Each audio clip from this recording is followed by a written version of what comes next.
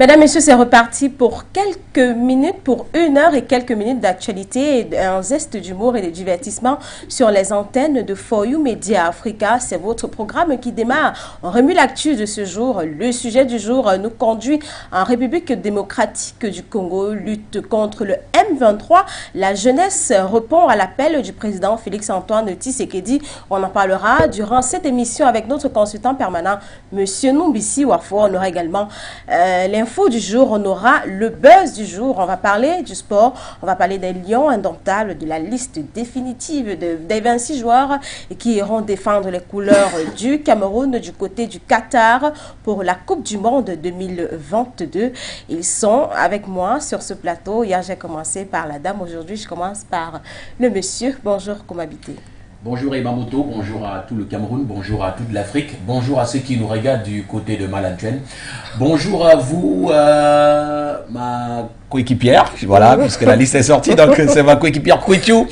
Alors, c'est un réel plaisir de vous retrouver dans le cadre de notre émission Remue l'actualité, édition donc du jeudi, un jeudi spécial, ou alors une journée très spéciale pour le Cameroun, car c'est aujourd'hui quand même que les Lions indomptables vont prendre la direction du Qatar pour aller donc défendre les couleurs, valablement en fait, défendre les couleurs du Cameroun. Il s'agit donc de la Coupe du Monde Qatar 2022 qui va donc se jouer du côté-là. Alors mesdames et messieurs, c'est un réel plaisir une fois de plus de vous retrouver ce matin. Voilà, vous faites bien d'être avec nous. C'est votre émission Remue l'actu. Elle est également présente ce matin. Bonjour, Kouitou. Ma coéquipière, moi je décide de l'appeler comme ça. Ouais, comme une tasse décisive. Voilà. Simplement, on va marquer votre journée. Voilà, on va marquer votre journée encore puisque vous avez pris cette émission, l'entame de cette émission avec nous. Vous êtes nombreux à être là, à nous écouter, à nous regarder de partout dans le monde et on ne saura jamais vous dire assez merci de nous encourager sur cette voie. Donc on remue l'actu, on remue également le ballon. Ah ouais. Voilà, Tout est au football ce matin. Effectivement. Bonjour à vous, Moto, et Kumabiti également. Voilà, mesdames, messieurs, actuellement, l'essentiel de ce que vous êtes censés savoir, le sujet du jour.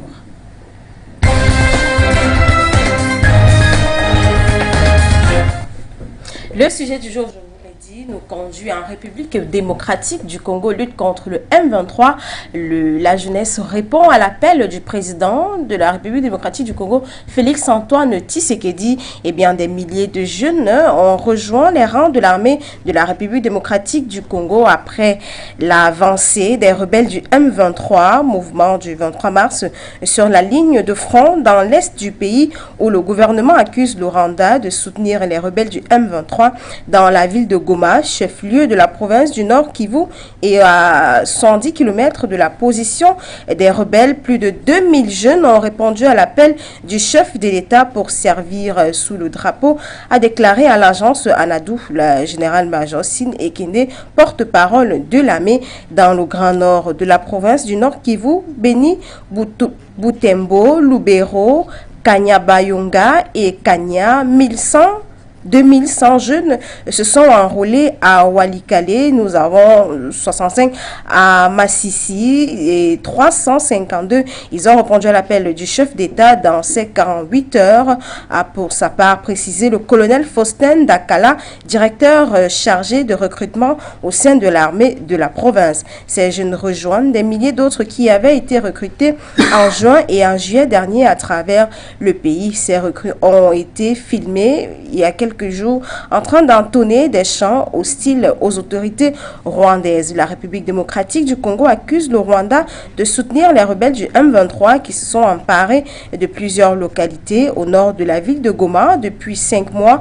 Kigali dément et accuse Kinshasa de collusion avec les rebelles rwandaises basées dans l'est de la République démocratique du Congo depuis 1994. En fin octobre, Kinshasa, j'y arrive à expulser l'ambassadeur rwandais après avoir interdit des vols de la compagnie Rwandais Air en mai dernier. En lançant l'appel aux jeunes d'intégrer l'armée, le président Félix Tshisekedi a également appelé la jeunesse à rejoindre des groupes de vigilance et mis en garde les traîtres civils et militaires. Voilà, mesdames, messieurs, c'est notre sujet du jour. Tout à l'heure, on aura l'avis de notre consultant permanent, monsieur Noubissi Wafo. Mais avant, on va prendre un reportage concocté par la rédaction de For You Media Africa sur ce sujet, si la réalisation nous le permet, bien sûr. Des milliers de jeunes ont rejoint les rangs de l'armée de la République démocratique du Congo après l'avancée des rebelles du M23 sur la ligne de front dans l'est du pays, où le gouvernement accuse le Rwanda de soutenir le groupe terroriste. Dans la ville de Goma, chef-lieu de la province du Nord Kivu, plus de 2000 jeunes ont répondu à l'appel du chef de l'État pour servir sous le drapeau congolais. Dans le pays, les forces armées ont engagé mardi 2 avions de chasse contre les positions des rebelles du M23 qui se sont emparés depuis plusieurs mois de plusieurs localités du territoire de Rutshuru au nord de la ville de Goma. Les déclarations du M23 accusant, dans un communiqué rendu public, l'armée congolaise d'avoir utilisé des avions de chasse et des hélicoptères d'attaque pour bombarder des zones fortement peuplées, tuant ainsi des civils innocents, créant également des déplacements massifs des populations civiles. Les autorités congolaises et l'armée n'ont réagi aucunement à ces déclarations.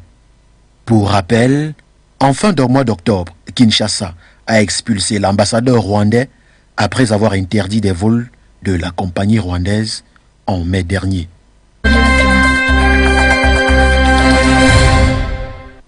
À la rédaction de For You Media pour ce reportage. Je le rappelle, le président du Congo, de la République démocratique du Congo, Félix-Antoine Tshisekedi, a tenu un discours jeudi dernier dans lequel il s'adressait à la nation. Il a fait le point sur la situation sécuritaire du pays et dans ce discours, il a appelé la jeunesse à soutenir les soldats pour assurer la sécurité et accompagner les fils et filles du Congo afin de lutter contre le M23 qui sème la terreur de ce côté-là avec le concours une fois de plus de la réalisation. On va prendre l'extrait du discours du président de la République démocratique du Congo, Félix-Antoine Tshisekedi.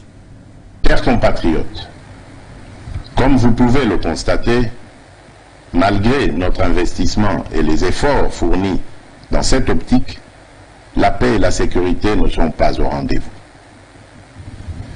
Garant de l'indépendance, de l'unité nationale et de l'intégrité territoriale, je réitère mon engagement constitutionnel de défendre la patrie jusqu'au sacrifice suprême. Mes très chers compatriotes, ne doutons jamais qu'ensemble réfléchis et engagés, nous puissions changer le monde. À vous, nos vaillants soldats, vous qui avez pris l'engagement de servir sous le drapeau, je vous invite ici au sens élevé du patriotisme en ce temps particulièrement exceptionnel de notre histoire, de défendre notre pays, de protéger l'intégrité de son territoire et d'assurer la sécurité des Congolaises et des Congolais contre toute agression ou attaque d'où qu'elle vienne. À vous, mes très chers compatriotes, la guerre qui nous est imposée par nos voisins exige de chacun de nous des sacrifices. C'est le moment de taire nos divergences politiques pour défendre tous rassemblés notre mère patrie. Notre histoire et notre marche commune ont sans cesse démontré que loin de s'effondrer, notre nation et son peuple ont toujours relevé ce genre de défi et nous en sommes toujours sortis victorieux. Restons tous unis et solidaires derrière nos forces de défense et de sécurité. La situation actuelle, loin de nous affecter, n'est qu'une épreuve de plus que nous allons surmonter pour raffermir davantage notre unité. Au-delà de tout clivage politique, idéologique, religieux et tribal, la défense de la mère patrie est le seul objectif qui doit nous unir en ce moment. Le pays nous appelle. La nation a besoin de l'engagement de toutes ses filles et de tous ses fils.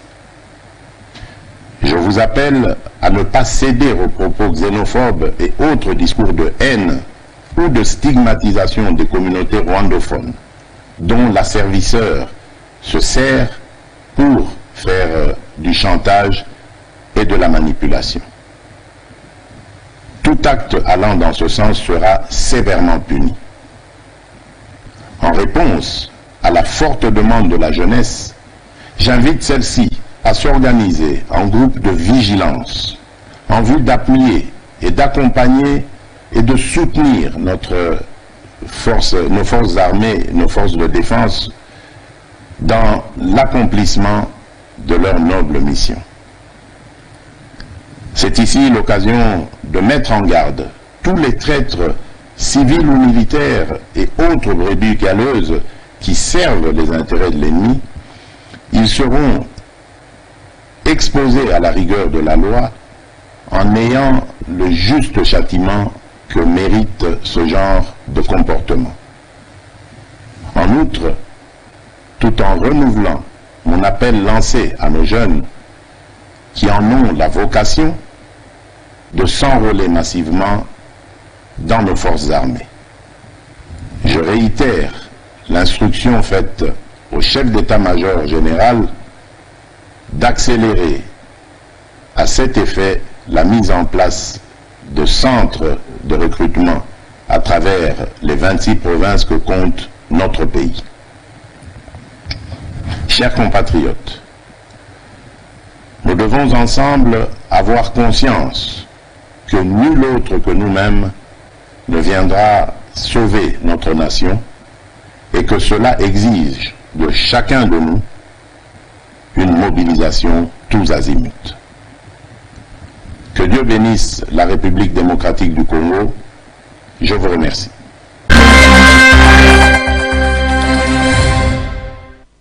Que Dieu bénisse la République démocratique du Congo. Merci à la réalisation pour cet extrait du président congolais Félix-Antoine Tshisekedi qui appelait la jeunesse à rejoindre les soldats, voilà, pour mieux lutter et pour assurer la sécurité des fils et filles du Congo dans la lutte contre le mouvement du 23 mars, les rebelles du M23 soutenus par le Rwanda selon les autorités congolaises cohabitées.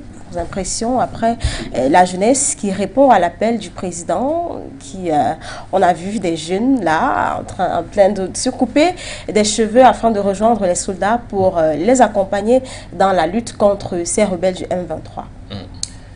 Oui, et Mamouto, les images que nous avons vues tout à l'heure sont c'est pas une fiction en réalité, c'est ce qui se passe de ce côté-là au niveau de la République démocratique du Congo. Et vous savez, ça renvoie un peu à l'histoire de la Première Guerre mondiale. À un moment donné, lorsque un pays se sentait déjà menacé, ce pays lançait les recrutements, et il y avait quand même certains citoyens qui ne voulaient pas entrer donc faire partie des forces armées, mais maintenant ça devenait donc obligatoire.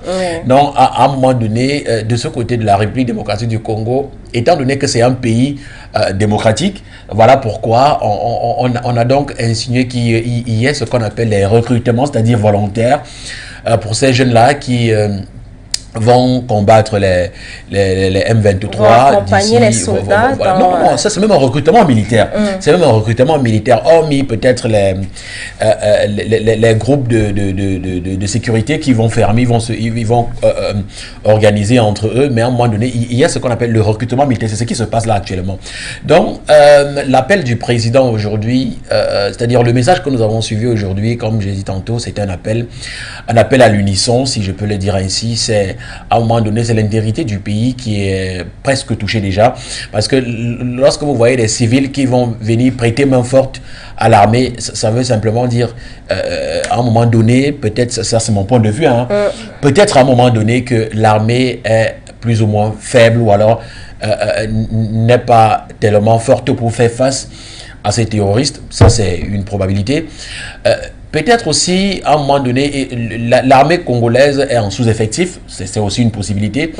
Mais aujourd'hui, on voit une jeunesse quand même qui est engagée, on voit une jeunesse qui veut vraiment lutter contre ce terrorisme-là. On voit une jeunesse qui est totalement engagée, qui n'a pas peur de reculer, qui n'a pas peur de mourir, parce qu'à un moment donné, comme le président l'a si bien dit, c'est l'intégrité du pays. À un moment donné, c'est la nation qui appelle. Et vous savez, quand la nation vous appelle, vous n'avez pas le choix. Je prends l'exemple, peut-être pour ne pas dire que je soutiens un pays. Vous avez vu peut-être en Ukraine, lorsque ça, de ce côté-là, c'était un peu très chaud. À un moment donné, les civils ont pris les armes et ont décidé de protéger leur ville ou alors d'autres villes jusqu'au sacrifice suprême. Donc, pourquoi pas aujourd'hui en Afrique? C'est vrai que c'est la République démocratique du Congo. Peut-être que ces jeunes qui seront recrutés ou alors qui sont en train d'être recrutés aujourd'hui, à un moment donné, parce que vous avez vu, c'est d'abord cette jeunesse qui s'est levée et qui a décidé de soutenir l'armée congolaise. Donc aujourd'hui, il a simplement fallu que le président fasse cela de manière qui soit un peu plus concrète, c'est-à-dire qu'il déclare ouvertement qu'en réalité, que de soutenir l'armée de manière peut-être, comment est-ce que je vais dire ça, de manière illégale. Je préfère donc que cela soit visible et su tout le monde, visible et su par tout le monde que en réalité l'armée congolaise recrute. Donc avec ces images, on confirme donc en réalité que le Congo est en train de vouloir faire un autre pas en avant pour pouvoir lutter contre les M23. Merci Koumbabité. Il faut rappeler que dans son discours, le président Félix-Antoine Tshisekedi a martelé que le Rwanda souhaite s'approprier des minerais du Congo, raison pour laquelle il soutient ce mouvement du M23. Kwetu, on voit la jeunesse se mobiliser, qui répond à l'appel du président de la République afin d'accompagner, afin de rejoindre l'armée pour lutter mieux et assurer la sécurité des fils et filles du Congo contre les rebelles du M23. À cette actualité, j'ai envie de poser la question, comment en est-on arrivé là? Comment en est-on arrivé à cela? Qu'un groupe, je ne sais pas si je vais appeler ça terroriste, un groupe rebelle, voilà, qui sévit dans une partie du pays, dans le nord Kivu notamment, en tout cas dans la zone frontalière avec le Rwanda, en arrive à inquiéter toute la nation, tout un pays. Et pour moi également, cette actualité simplement est une révélation également de ce que le Congo, c'est aussi peut-être un géant au pied d'argile. Il faut rappeler qu'en termes de superficie, le Congo et le Rwanda, c'est carrément 10 fois le Rwanda. Oui, effectivement. Le Congo qui est là, si ce n'est le deuxième, je crois, plus vaste pays d'Afrique. Oui. Et le Rwanda qui est quoi? Une toute petite entité d'à peine 10 millions d'habitants. Et pareillement, même en termes de population, le Congo et le Rwanda, c'est à des années-lumière. Alors, comment est-ce que le Rwanda en arrive à inquiéter autant la République démocratique du Congo au point où on voit des images aussi, pour certaines pathétiques, je trouve, quand je vois ces hommes avec des armes en bois, fabriquées de bois simplement pour une espèce de formation militaire express. Je salue grandement cette cohésion du peuple congolais, parce qu'il l'a dit d'ailleurs dans le discours Félix Tshisekedi, il est temps de taire peut-être leur petite rivalité interne entre eux et de faire front. Ça, au moins, on peut le leur reconnaître comme étant quand même un point positif à tout cela. C'est qu'on n'entend plus vraiment parler des disparités qui existent entre les différentes entités politiques. Effectivement. Mais tous les Congolais font front à cette situation. Donc, ça, pour moi, c'est à saluer. Mais après, est-ce que vraiment le Congo en est à une aussi faible capacité militaire à recruter là à la volée pour affronter le petit Rwanda voisin? On a comme l'impression d'une bataille entre le Japon et la Chine. Le Japon qui est cette petite archipel qui arrivait pendant des décennies à coloniser presque une Chine qui était avec des milliards d'habitants. Donc vraiment, c'est ça le Congo. Écoutez, on va pas en rire, mais les c'est la triste réalité en réalité. les images, pour moi, témoignent vraiment de ce qu'il y a. Il y avait finalement une espèce de défaillance sur le plan militaire, sécuritaire du côté du Congo. Et je crains, ma foi, qu'il y ait aussi peut-être une sorte d'instrumentalisation de la jeunesse. Je garde en mémoire qu'il y a les élections présidentielles à venir. Félix Tshisekedi qui est au coude à coude entre non seulement certains fortes têtes politiques dans son bastion politique, qui déjà sont en train de le lâcher et de sortir déjà des griffes pour les prochaines élections. Je pense là à Katumbi, qui est déjà en train de vouloir sortir ses griffes. Et on parlait encore dernièrement de son rival, de toujours d'ailleurs, Francis Fayulu, qui lui aussi est déjà paré pour l'attaque.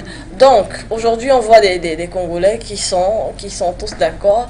Et finalement, est-ce que de cette bataille M23 ne se jouent pas les prochaines échéances politiques présidentielles pour Félix Tshisekedi, quant à avoir la sympathie de cette jeunesse qui a vraiment envie d'en découdre avec le M23, et s'il réussit finalement dans ses approches politiques à vaincre cette menace du M23, je pense que ça pèsera pour beaucoup pour sa prochaine campagne électorale. Et est-ce qu'il n'y a pas une forme finalement d'instrumentalisation de ce problème pour déjà essayer de jouer ses cartes pour 2023?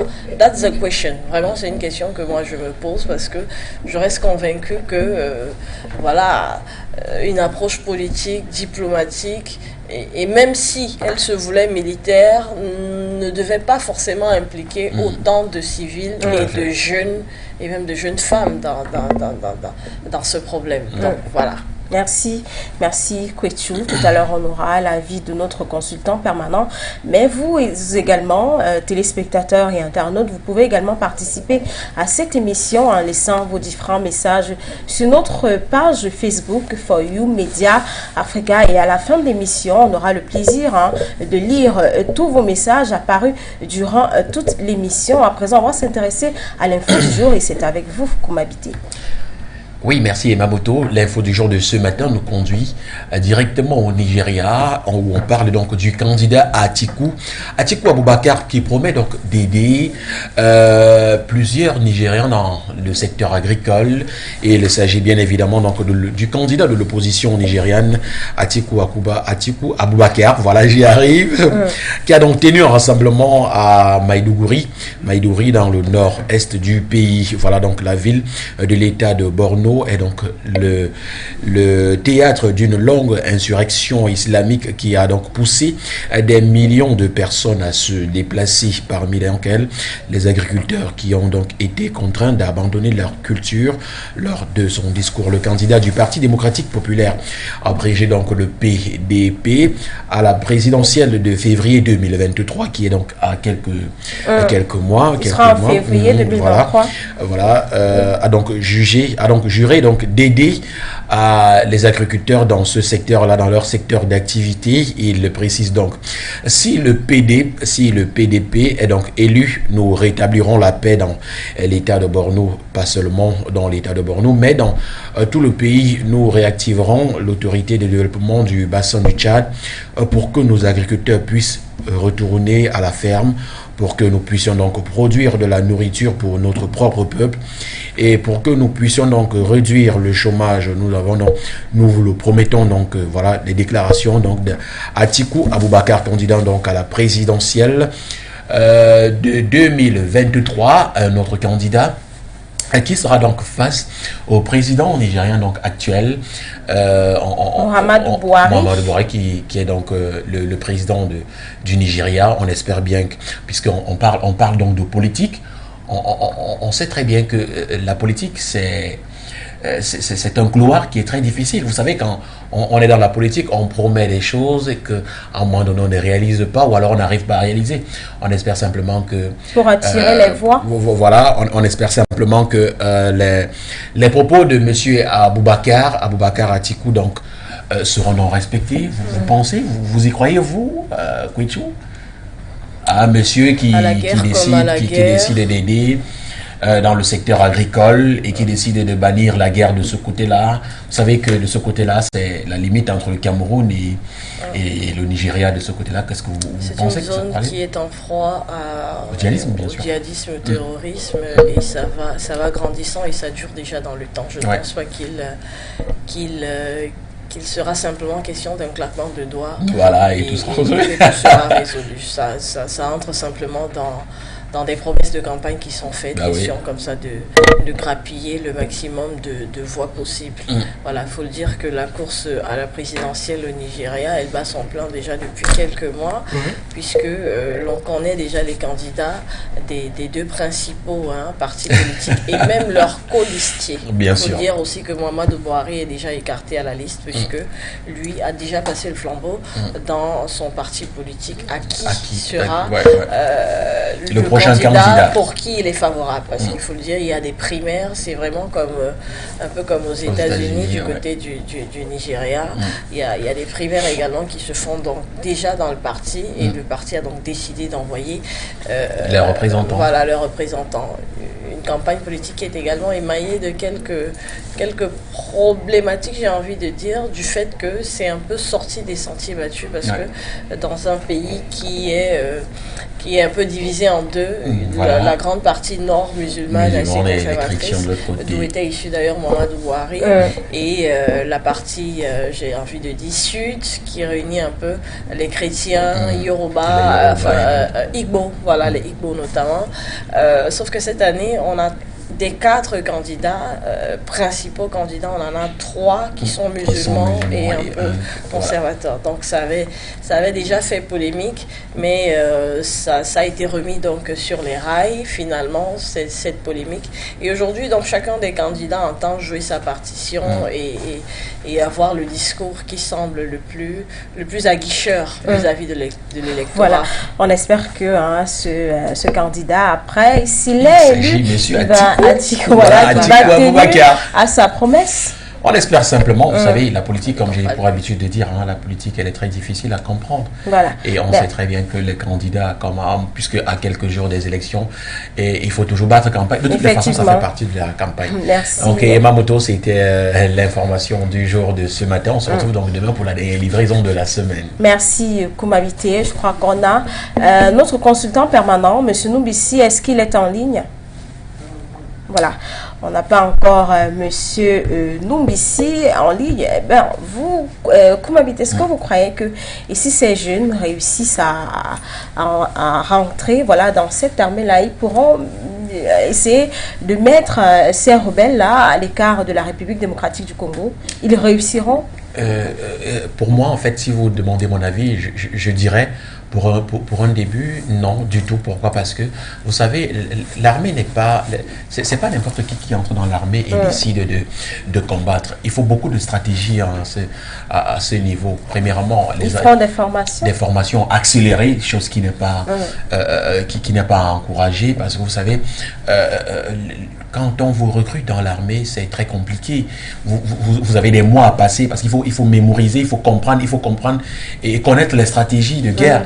Et si vous n'avez pas appris donc la stratégie de guerre, à un moment donné, ça devient compliqué. Ça sera à un moment donné ce serait comme si vous êtes des appâts, des pions qu'on va utiliser pour juste bloquer, pour juste construire une barrière et tout cela. Ça sera difficile parce que vous voyez cette jeunesse là, oui, elle a l'engouement, elle a l'envie d'entrer dans l'armée, de rejoindre l'armée, mais ça sera difficile. Vous savez, je me rappelle à une époque au Cameroun, lorsqu'on parlait de centres de formation de Koutaba, par exemple, c'était très difficile. Vous savez, à cette époque-là, c'était 1 an de formation complète. Et après 1 an de formation, vous passez donc à une autre étape, vous partez à l'école pour étudier maintenant la stratégie de guerre. Mais on se retrouve donc en République démocratique du Congo où la formation est censée être accélérée, puisque là, on parle de ce qui est là tout de suite. On parle du M23. Oui. Le M23 ne va pas attendre 1 an.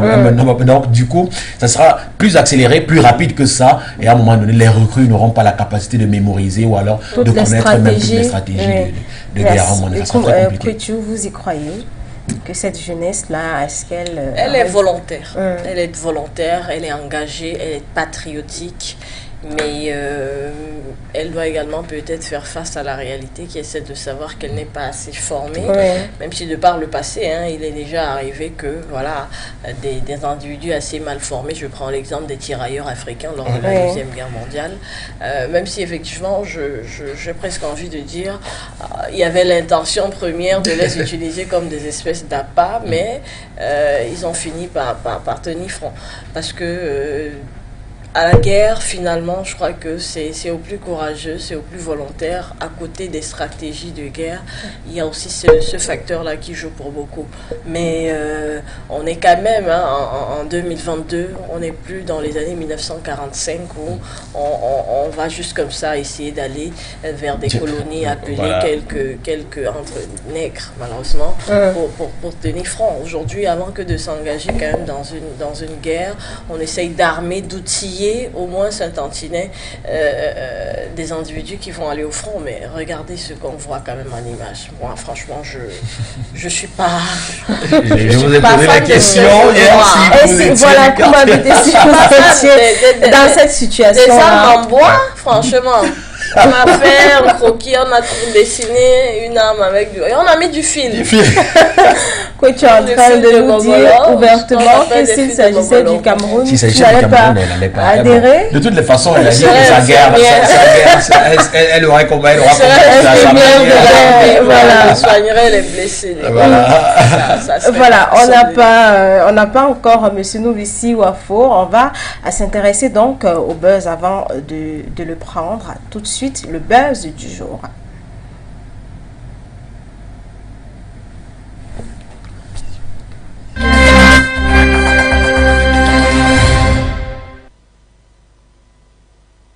Buzz du jour, je vous l'ai dit tout à l'heure à l'entame de cette émission qu'on s'intéressera au sport, au lion indomptable.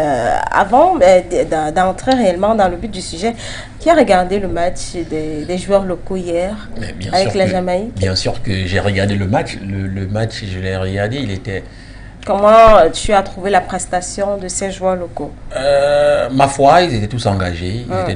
Vous savez, quand les résultats d'un examen officiel sont bientôt disponibles et on vous dit non, voilà le rattrapage et au sortir de là, il va falloir qu'on récupère certaines personnes d'entre nous. Donc à un moment donné, c'est chacun qui veut se bousculer et c'est chacun qui veut montrer de quoi est-ce qu'il est capable. Donc en réalité, espérer avoir une place. Donc du coup, le match en lui-même n'était pas mauvais parce qu'en réalité, on est parti de là, le Cameroun est parti de là quand même avec un match nul. Voilà. La première de toute une histoire parce que je sais quand même que c'est la première fois que le Cameroun rencontre la Jamaïque.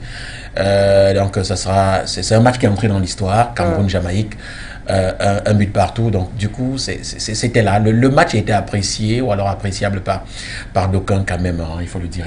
Est-ce que certains d'entre eux ne méritaient pas une place au Qatar après cette prestation? Après cette prestation, je dirais non, parce que vous savez, on ne peut pas définir un joueur directement au cours d'un match, non, loin de là. Vous savez, ça prend le temps pour faire partie d'une grande compétition, ça prend le temps et ce n'est pas comme, je voudrais emprunter les mots de Kwetu tout à l'heure, de 1945, ce n'est pas à l'époque de 1945 où on prenait les individus et on demandait à les combattre, non, loin de là. Donc il s'agit quand même, encore une fois de plus, de la stratégie. Il faut étudier le terrain, il faut étudier les joueurs, il faut voir qui peut jouer, qui peut remplacer qui au moment du match. Donc c'était un peu très compliqué de dire qu'on pouvait prendre certains joueurs là. Voilà, Kwetu, la prestation de ces joueurs locaux, tu as regardé le match? J'avoue que je n'ai pas regardé la rencontre du début à la fin, juste quelques grandes lignes, à savoir que le score était d'un but partout et que le Cameroun a été mené même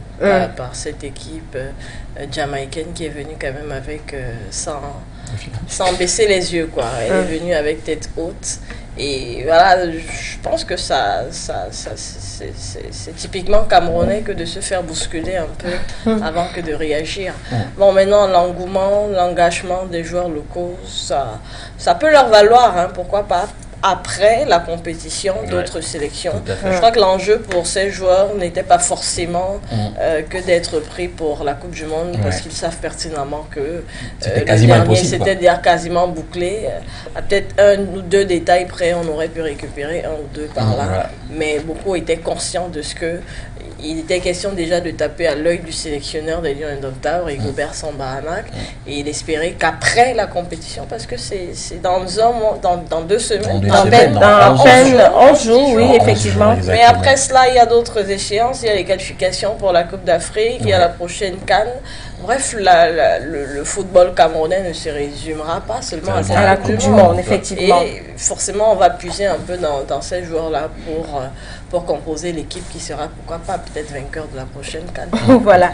Et après cette prestation des joueurs locaux, le président, le coach des Lions indomptables, Rigobert Sambaranak, a donné la liste définitive des 26 joueurs qui iront au Qatar représenter valablement, je vais dire, les couleurs du Cameroun. Si la réalisation nous permet, on peut avoir la liste des 26. Voilà. On a Onana, Epassi, voilà. Merci, Castelletto, Ebosse, Faye Collins, Mbaizo, Nuhutolo, Nkulu, Wu, on a Umgwit, Koundé, Malon, Ongla, Ondwa, Cham, Zambouangissa, Ngom, Ngamale, Christian Bassogok, Mbemo, Souaïbou, Choupo-Moting, Toko Ekambi, Aboubakar Vincent, Samé, Nicolas Nkoulou, les grands absents de cette liste, Ngadui, Jérôme Ongene, Fabrice Ondoa. Comment habitez vos impressions? Est-ce que vous êtes satisfait de cette liste des 26 joueurs? Bon, vous savez, au Cameroun, c'est 27 millions de Camerounais et 27 millions de sélectionneurs.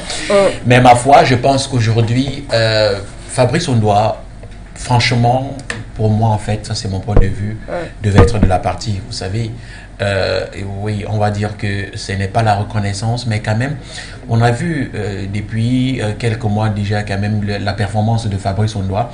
Même s'il ne devait pas être le premier gardien, il fallait, pour moi, en fait, il fallait quand même qu'il soit parmi ces joueurs qui iront défendre valablement les couleurs du Cameroun au Qatar. Et surtout qu'on a vu sa belle prestation lors de la CAN 2017. Tout à fait. Et on regarde aussi l'absence de Ngande. Vraiment, pour moi, en fait, c'est déplorable parce que, vous savez, c'est lui qui donne la passe décisive pour que le Cameroun se qualifie pour ce mondial. Et on a toujours vu que Ngande, c'est un joueur qui joue avec le cœur, il est tellement engagé. Et comme défenseur, ma foi, j'aurais voulu vraiment qu'il soit de la partie. Parce que, vous savez, c'est un sacrifice. Parce que là, quand on a appelé Nkoulou et on a laissé Ngande, pour moi, je me dis que c'est un sacrifice. On a sacrifié Ngande pour mettre Nkoulou, pour dire peut-être que c'est l'expérience qui va jouer à ce niveau-là. Mais ma foi, quand même, j'aurais plutôt voulu, à un moment donné, que Bassokok ne fasse pas de la partie, si on demande mon point de vue. Oui, tout à fait, que Bassokok ne fasse pas de la partie. Sa sélection a été assez surprenante quand même. Oui, c'est vraiment très surprenant. Au vu de ses dernières prestations. Vraiment, ça, pour moi, Baizo également, moi j'aurais voulu vraiment que Ngande fasse partie de Jérôme Ongene. Vous savez, on prend 26 joueurs, donc du coup, il faut faire des choix et des choix typiques. On a la Baizo vraiment de toute la compétition, de toutes les performances. Vraiment, quand on a regardé, vraiment, ça ne donne pas, ça laisse à désirer quand même. On voit Bassogok de son côté, ça laisse également à désirer.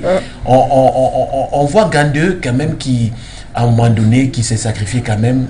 C'est vrai que c'est pas la reconnaissance, mais il devait quand même faire partie de la partie, oui. De cette liste-là, pour moi, en fait, c'est déplorable. Quand on prend un jeune gardien comme Ngapanou... C'est vous qui avez prononcé le nom tout à l'heure. Oui, je crois que c'est Ngapangadou, notre frère Dunoun, Mbamoun, qui joue à le Marseille. Ngapandouembou. Voilà, Ngapandouembou, voilà. Un Camerounais, donc notre frère qui est d'origine du Noun, voilà, de Fumban par exemple, ou alors de Fumbot, quelque part là-bas. qui vient jeune comme il est et va à la Coupe du Monde, à un moment donné, j'ai envie de dire, c'est un peu une honte en réalité, parce que si on demandait exactement ce qu'il a prouvé, on avait posé la question, mais qu'est-ce qu'il a prouvé? Mais aujourd'hui, il se retrouve à la Coupe du Monde, alors que Fabrice Ondoa, quand même, devait faire partie de cette équipe, pour moi, en fait. Merci, à 90%, la liste est OK, mais quand même, les 10 autres pourcents, c'est ce nom-là, ces noms dont j'ai cité, c'est-à-dire Baïzo, Bassogor, et puis on voit l'absence de Ngandou. De Fabrice Ondoa. Merci Kumabité Kwechu. Satisfaite de cette liste, on a Tawamba qui est absent, on a Fabrice Ondoa. On ne pleure pas beaucoup finalement. Non, mais Tawamba joué sa Coupe du Monde. Je veux dire, c'est sur les réseaux sociaux que les commentaires d'après liste ont fuité de partout. On aura les commentaires tout à l'heure. Gradué qui est beaucoup pleuré, j'ai envie de dire. Mais pourquoi on ne pleure pas? C'est Tawamba. Ou alors pourquoi on ne célèbre pas la présence de Christian Bassogor? Au Cameroun, c'est un peu comme Habité le disait. On a de nombreux coachs, autant de Camerounais, autant de coachs. On est des millions. Et aucune liste n'a jamais totalement fait l'unanimité. N'a jamais totalement fait l'unanimité. Mais voilà, c'est quand même un sport, et pour une compétition comme celle-ci que le Cameroun a manqué quand même depuis... on n'était pas à la dernière sortie, je crois, à la dernière de notre participation, c'était en 2016. Oui, 2016 au Brésil, je crois. Oui. 8 ans quand même après, les Camerounais trépignent d'impatience. Et ils ont le regard porté sur qui va porter les couleurs.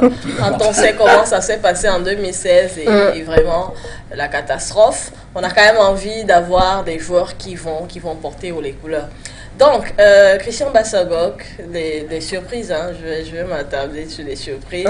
Christian Bassogor, qui est en perte de vitesse en Chine, même là-bas ça donne pas... Et qui va quand même à la Coupe du Monde. Ça donne pas bien.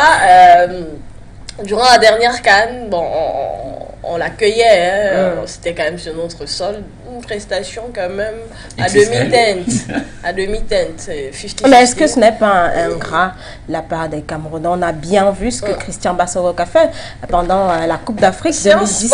On se base, c'est une compétition la plus prestigieuse pour tout footballeur. On se base sur des statistiques. Donc c'est pour ça que je ne vais pas tabler sur le cas. Je ne vais pas tabler sur le tas Fabrice Ondoa, parce que malheureusement, il est des cas comme ça. C'est malheureux, mais sur la base des statistiques et des faits, il n'a pas sa place dans la sélection nationale. Je suis désolée. Il joue, c'est en Lettonie. Oui, en Lettonie, oui. En Lettonie, au championnat letton. Enfin, c'est les tons qu'on dit, pas des tons. Voilà. Un talent qui peine à trouver, club qui est resté aux abois pendant plusieurs mois avant que de trouver ce club. Alors qu'on a d'un autre côté André Onana qui brille de mille feux, qui est à l'Inter aujourd'hui après l'Ajax Amsterdam. Donc voilà, des noms également. C'est vrai qu'il y a parfois des coins vides, j'ai envie de dire, qu'il faille combler. Et on aurait quand même espéré que effectivement, s'il est des espaces comme celle du troisième gardien, quel intérêt franchement de mettre un individu lambda, peut-être au moins ça part effectivement au vu de ce qu'il a pu produire comme jeu, on aurait peut-être pu lui céder cette place là pour au moins le plaisir d'avoir dans sa carrière une participation à la Coupe du Monde. Voilà. Nicolas Nkoulou, de retour dans la tanière, il fait partie quand même des vieux lions qui ont déjà discuté quand même de Coupe du Monde, et certainement c'est l'expérience. En Série A, il est plutôt moyen. Et sa présence, même si lors du dernier match, des matchs amicaux, oui.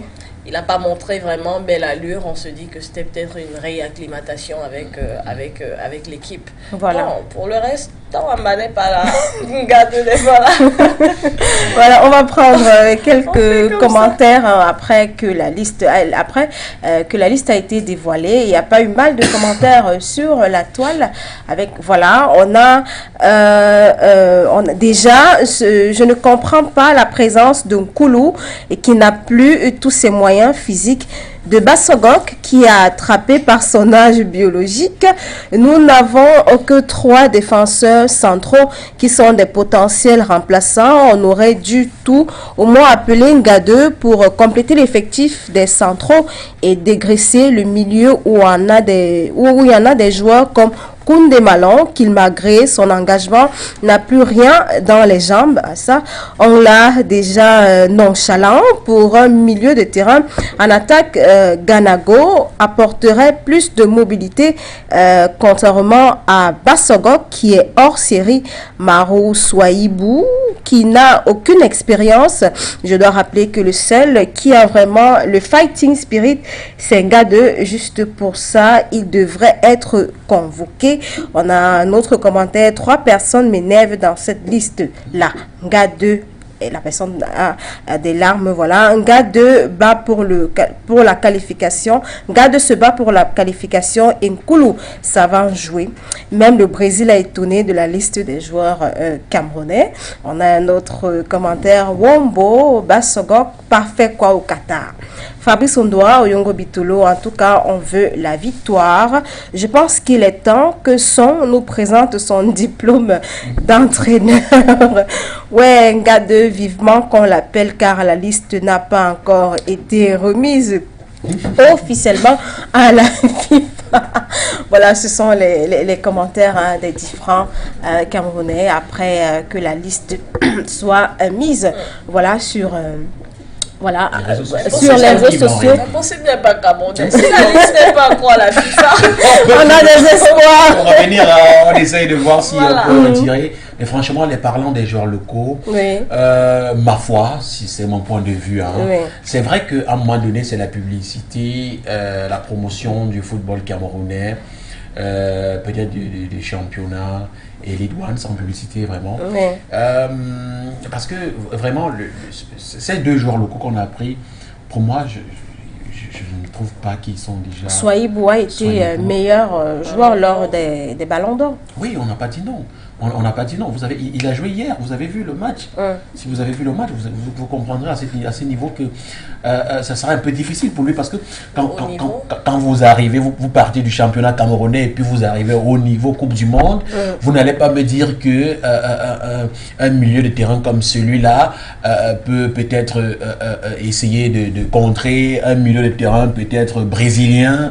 Mais c'est le jour et la nuit. C'est un peu comme tout à l'heure, ce qu'on venait de dire tout à l'heure que Fabrice Ondoa qui joue en Lettonie et puis qui ne part pas à la Coupe du Monde, mais quand même quelqu'un qui va jouer en Elite One, qui va quand même aller à la Coupe du Monde. J'avais peur de Vinicius. À un moment donné, ça serait un peu compliqué. Est-ce que c'est un risque pour vous? C'est un risque, un très grand risque en fait. Mais qu'à cela ne tienne quand même, il faut quand même la promotion des joueurs locaux. Voilà. C'est vrai que être appelé n'est pas synonyme que vous allez jouer toutes les compétitions. Mais vous savez, quand Ntolo, c'est peut-être un secret que je vais dévoiler ici. Nous, Ntolo aujourd'hui se retrouve à la Coupe du Monde. Est-ce que vous savez, en réalité, dans les normes, il ne devait pas aller à la Coupe du Monde. Mais parce qu'on sait quand même qu'il sera en chargé des missions, parce que ça sera une stratégie en fait, c'est aussi ça la stratégie. Il sera en chargé des missions parce qu'il va jouer les matchs clés. Vous allez d'ici peut-être le 20, la première 27 millions de coachs. Ça c'est vrai. On en a un dans ce studio. Donc vous allez quand même vous rendre compte que ça sera un chargé d'émission un peu comme à la Coupe d'Afrique où il a été le chargé d'émission de Salah et je pense que ça sera le même rôle qu'il va jouer de ce côté-là. Il avait réussi à contrecarrer Salah. Tout à fait. Donc du coup je pense quand même que Ntolo, son appel n'est pas quand même inextenso, c'est pas anodin. Il fait partie des belles surprises de la Tout à fait. Donc du coup quand même il aura quand même du fil à retordre de ce côté. Il aura du fil à retordre quand même. Voilà, je crois qu'on est arrivé à la fin de cette émission du 10 novembre 2022. Mesdames, Messieurs, j'espère que vous avez passé un moment exceptionnel avec nous et merci d'avoir été nombreux sur la page Facebook. On n'aura pas le temps de lire vos messages, mais demain, on les lira. D'ici à là, portez-vous bien et restez scotchés sur nos